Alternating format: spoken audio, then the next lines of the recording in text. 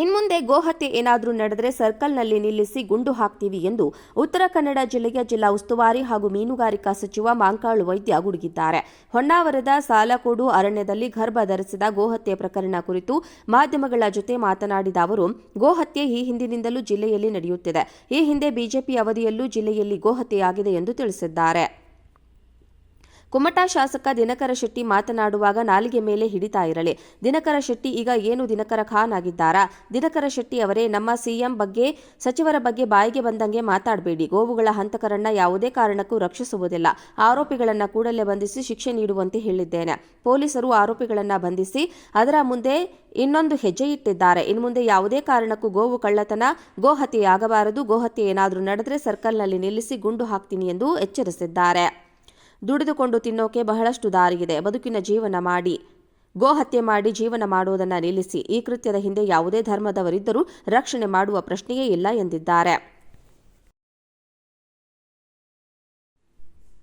ಇನ್ಮುಂದೆ ಗೋಹತ್ಯೆ ಏನಾದರೂ ನಡೆದರೆ ಸರ್ಕಲ್ನಲ್ಲಿ ನಿಲ್ಲಿಸಿ ಗುಂಡು ಹಾಕ್ತೀವಿ ಎಂದು ಉತ್ತರ ಕನ್ನಡ ಜಿಲ್ಲೆಯ ಜಿಲ್ಲಾ ಉಸ್ತುವಾರಿ ಹಾಗೂ ಮೀನುಗಾರಿಕಾ ಸಚಿವ ಮಾಂಕಾಳು ವೈದ್ಯ ಗುಡುಗಿದ್ದಾರೆ.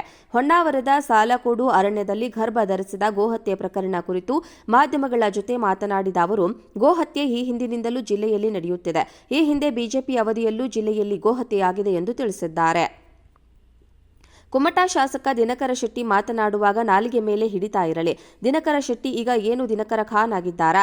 ದಿನಕರ ಶೆಟ್ಟಿ ಅವರೇ, ನಮ್ಮ ಸಿಎಂ ಬಗ್ಗೆ, ಸಚಿವರ ಬಗ್ಗೆ ಬಾಯಿಗೆ ಬಂದಂಗೆ ಮಾತಾಡಬೇಡಿ. ಗೋವುಗಳ ಹಂತಕರನ್ನ ಯಾವುದೇ ಕಾರಣಕ್ಕೂ ರಕ್ಷಿಸುವುದಿಲ್ಲ. ಆರೋಪಿಗಳನ್ನ ಕೂಡಲೇ ಬಂಧಿಸಿ ಶಿಕ್ಷೆ ನೀಡುವಂತೆ ಹೇಳಿದ್ದೇನೆ.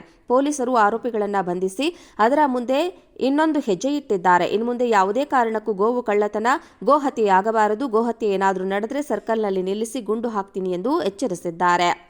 ದುಡಿದುಕೊಂಡು ತಿನ್ನೋಕೆ ಬಹಳಷ್ಟು ದಾರಿಯಿದೆ. ಬದುಕಿನ ಜೀವನ ಮಾಡಿ, ಗೋಹತ್ಯೆ ಮಾಡಿ ಜೀವನ ಮಾಡೋದನ್ನ ನಿಲ್ಲಿಸಿ. ಈ ಕೃತ್ಯದ ಹಿಂದೆ ಯಾವುದೇ ಧರ್ಮದವರಿದ್ದರೂ ರಕ್ಷಣೆ ಮಾಡುವ ಪ್ರಶ್ನೆಯೇ ಇಲ್ಲ ಎಂದಿದ್ದಾರೆ.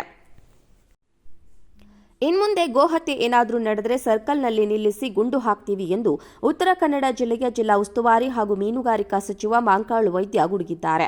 ಹೊನ್ನಾವರದ ಸಾಲಕೋಡು ಅರಣ್ಯದಲ್ಲಿ ಗರ್ಭ ಧರಿಸಿದ ಗೋಹತ್ಯೆ ಪ್ರಕರಣ ಕುರಿತು ಮಾಧ್ಯಮಗಳ ಜೊತೆ ಮಾತನಾಡಿದ ಅವರು, ಗೋಹತ್ಯೆ ಈ ಹಿಂದಿನಿಂದಲೂ ಜಿಲ್ಲೆಯಲ್ಲಿ ನಡೆಯುತ್ತಿದೆ.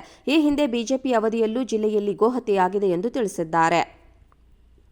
ಕುಮಟಾ ಶಾಸಕ ದಿನಕರ ಶೆಟ್ಟಿ ಮಾತನಾಡುವಾಗ ನಾಲಿಗೆ ಮೇಲೆ ಹಿಡಿತಾ ಇರಲಿ. ದಿನಕರ ಶೆಟ್ಟಿ ಈಗ ಏನು ದಿನಕರ ಖಾನ್ ಆಗಿದ್ದಾರಾ?